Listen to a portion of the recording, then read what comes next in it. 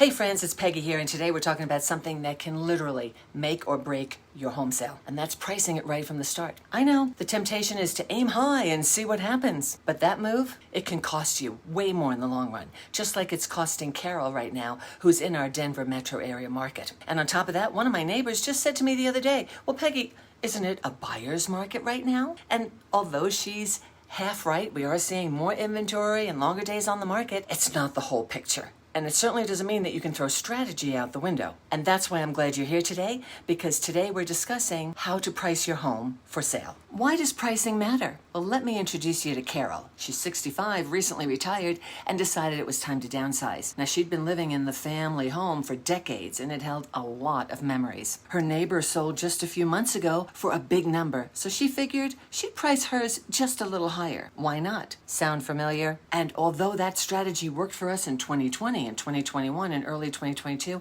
it's backfiring for a lot of sellers in our shifting Denver metro area market in 2025. You know, after a few weeks on the market with no bites, she had to lower the price, and now we're actually thinking she may have to lower it again. Now, I'm sure she's thinking, I wish I had just priced it right the first time. The truth is, 1 of 5 sellers nationally are having to reduce their list price right now. And here in the Denver metro area, we've seen as many as 50% reduce their price depending on the area that they're in. Now, I have to say that number sounds high, doesn't it? Especially in light of what's been going on the last few years in real estate. However, if you look at this chart showing seller price cuts, courtesy of Keeping Current Matters, we can see that our price reductions are almost at the same level as they were back in 2017. So realistically, sellers aiming high in their pricing isn't anything new. We all want as much as possible for our homes. I hear it all the time. Sellers tell me, I want to leave room to negotiate. I need X amount to make this work. Or my classic all-time favorite, Zillow says my home is worth this. But buyers today, they're sharp. They're online, and emotional pricing doesn't work with them. So what can you do? How can you keep your price strong and still get your home sold? Well, let's take a page from Diane's playbook. She was moving out of her family home after 25 years. Big change,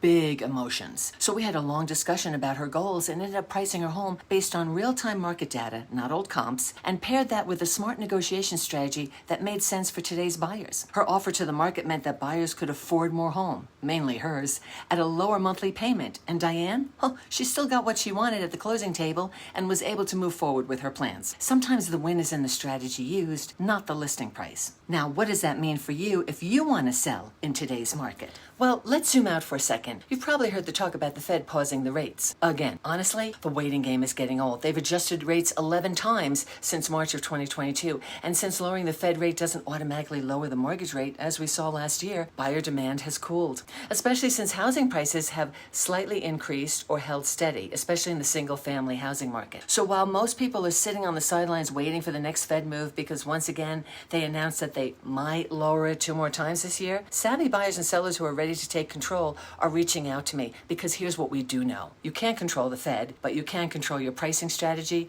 your marketing, and yes, those creative negotiations like seller concessions or mortgage rate buydowns, which can help both buyers and sellers get what they want in our Denver housing market. The key in today's market is to avoid the price drop, because slapping a big red price reduced tag on your home or announcing price adjustment, as agents like to call it, simply puts a spotlight on your home for bargain hunters. The moment buyers spot that, they start lowballing while you're quietly crossing off your plans for the new RV, the grandbaby fund, or maybe that Florida beach house off of your budget. A price cut isn't just numbers, it's your plans, your leverage, and your peace of mind on the chopping block. Pricing it right the first time?